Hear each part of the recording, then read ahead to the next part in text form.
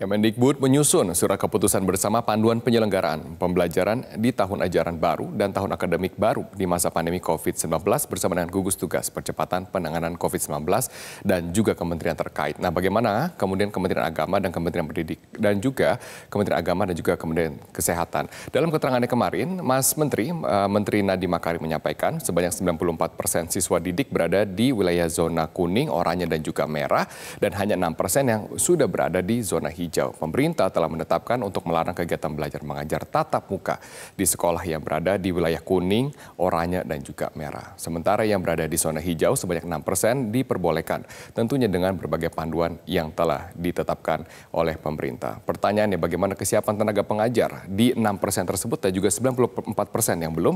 Saya akan langsung bertanya bersama dengan Satriwan Salim, Wakil Sekjen Federasi Serikat Guru Indonesia melalui sambungan Skype. Selamat pagi, Mas Satri. Selamat pagi, Mas Robert. Terima kasih telah hadir bersama dengan. Kabarnya baik, Mas. Mas Satri, kabarnya baik juga? Alhamdulillah, Mas. Nah, apakah lebih baik setelah mendengarkan informasi bahwa 6% dari wilayah zona hijau di Indonesia sudah diperbolehkan untuk menggelar kegiatan belajar tatap muka antara guru dengan murid? Ya, terima kasih, Mas Robert. Kami berharap sebenarnya juga di dialog ini ada Kemdikbud ya, biar bisa juga kami menyampaikan hasil survei dari Federasi Serikat Guru Indonesia 1 minggu yang lalu. Kami membuat survei dengan judul Kesiapan Sekolah dalam Menghadapi Kenormalan Baru dalam Pembelajaran. Itu respondennya 1.656 guru, kepala sekolah atau manajemen sekolah.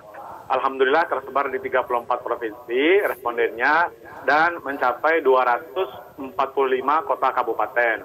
Oke, hasilnya? Yang mayoritasnya di antaranya, ya nanti siang juga kami akan menyampaikan itu karena Kemdikbud juga tidak bisa, Pak Hamid, karena ada rapat kata beliau, sehingga kami di depan Ketua Komisi 10 DPR, Mas Syaiful Huda. Intinya adalah secara umum, yang pertama ada 55% sekian ya gitu sekolah yang masih merasa keberatan untuk komponen-komponen yang mesti disiapkan di sekolah. Nah, sekolah itu membuat list gitu, daftar yang menjadi beban yang paling berat diantaranya adalah untuk disiapkan itu sarana prasarana. Ya kan, seandainya sekolah nanti dibuka yang 6% itu. Jadi sarana prasarana, misalnya ketersediaan wastafel, tempat cuci tangan, kemudian masker, pembatas meja, gitu loh Mas. Termasuk nanti seandainya mau ada tes swab atau rapid test itu juga menjadi pertanyaan dari responden kita. Yang kedua adalah yang menjadi keberatan mereka anggaran. Dari mana anggarannya? Kalau dari dana BOS itu kan sudah dipakai juga dan turunnya kan 4 bulan sekali kan. Dan ini kalau dibuka kan Juli nanti atau September nanti. Nah, artinya dari mana anggaran, bahkan mereka meminta harus ada anggaran ekstra khusus dari pemerintah pusat dan atau pemerintah daerah. Nah, kemudian yang berikutnya adalah belum ada koordinasi dengan orang tua dan seterusnya, pemahaman yang sama dengan orang tua. Jadi artinya sekolah-sekolah even itu di zona hijau juga merasa keberatan gitu loh Mas.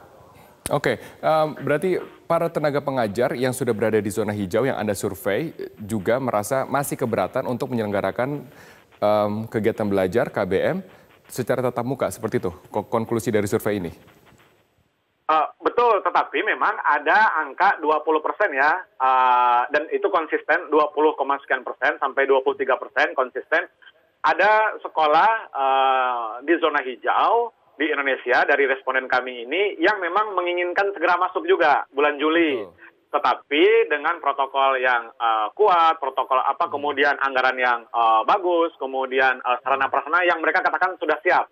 Ada angka 20% memang. Nah, mungkin itulah yang dijawab oleh pemerintah ya, dalam hal ini 6% jumlah siswa yang sudah bisa masuk dengan syarat-syarat tertentu gitu. Artinya ini memang berkorelasi dengan survei kami, ada sekitar 20% sekian sekolah-sekolah, gurunya, kepala sekolahnya menjawab mereka sudah siap dengan berbagai komponen utama yang tadi di atas itu. Memang ada gitu Mas. Tapi secara umum 55% sekolah di zona hijau itu sekian ya, 50% sekian itu tidak siap. gitu. Oke, berarti masih terbelah gitu ya, ada yang sudah siap, ada yang tidak siap. Nah, bagi yang belum siap untuk kemudian kegiatan KBM secara tatap muka, apakah kemudian solusinya adalah menyediakan prasyarat yang telah diajukan oleh pemerintah seperti tadi, kemudian kan banyak sekali prasyarat ya? Ya, pasalnya kan ada 4 itu kan. Yang pertama harus ada persetujuan, yang pertama adalah dinas, ya orang tua itu yang terakhir, tapi itu sangat pokok, pengunci kayaknya gitu ya, yang izin orang tua itu. Tetapi persoalannya kan begini, Mas Menteri kemarin menyampaikan seandainya sekolah sudah siap, protokol kesehatannya sudah diterapkan, dipahami, dinas pendidikan sudah mengizinkan dan berbagai stakeholder yang lain sudah mengizinkan dan mereka sudah memahami protokol, tetapi orang tua nggak izin. Kan gitu kata Mas Menteri kemarin kan, kalau orang tua nggak izin berarti anaknya dilayani secara BDR atau PJJ. Nah persoalan teknisnya kan nggak mungkin Mas. Karena ada sebagian orang tua yang tidak mengizinkan anaknya masuk, tapi ada juga sebagian yang mengizinkan anaknya masuk. Betul. Ya enggak, berarti kan ada 2. Ya. Kemudian yang masuk pun dibagi shift-shiftnya misalnya. Waduh, gurunya jumlahnya terbatas. Siapa yang mau melayani anak dengan kondisi yang tipologi yang berbeda seperti itu? Ini kan persoalan juga kan Mas. Oke. Apakah kemudian suara ini... Itu belum dijawab kemarin. Ya, apakah masukan ini sudah disampaikan kepada pemerintah sebelum kemudian kebijakan ini dirumuskan? Kalau terkait dengan survei, karena kami baru mengolah datanya ya, itu baru kami sampaikan nanti memang di depan Komisi 10 ya, karena Dirjen tidak bisa hadir dari Kemdikbud. Jadi secara utuh nanti kami akan sampaikan insya Allah pukul 11 nanti di Zoom. Oke, baik.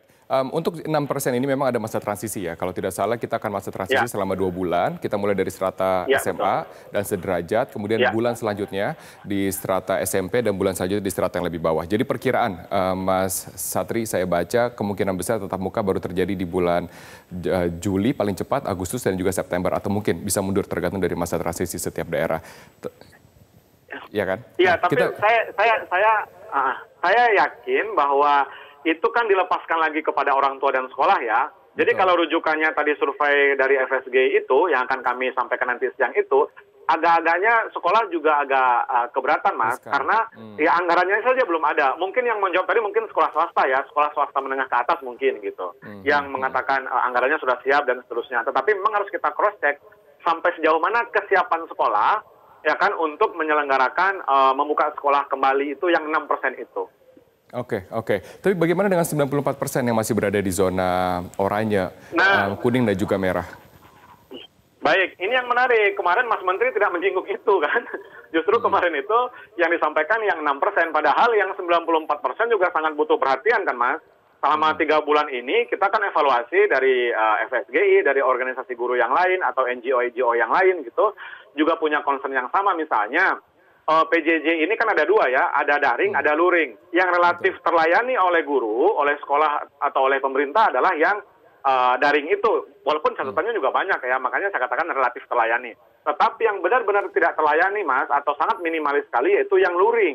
Misalnya laporan dari kami, dari kawan-kawan misalnya di Halmahera Selatan, kemudian dari Konawe Selatan juga, itu di Kendari ya, Sulawesi Tenggara ya.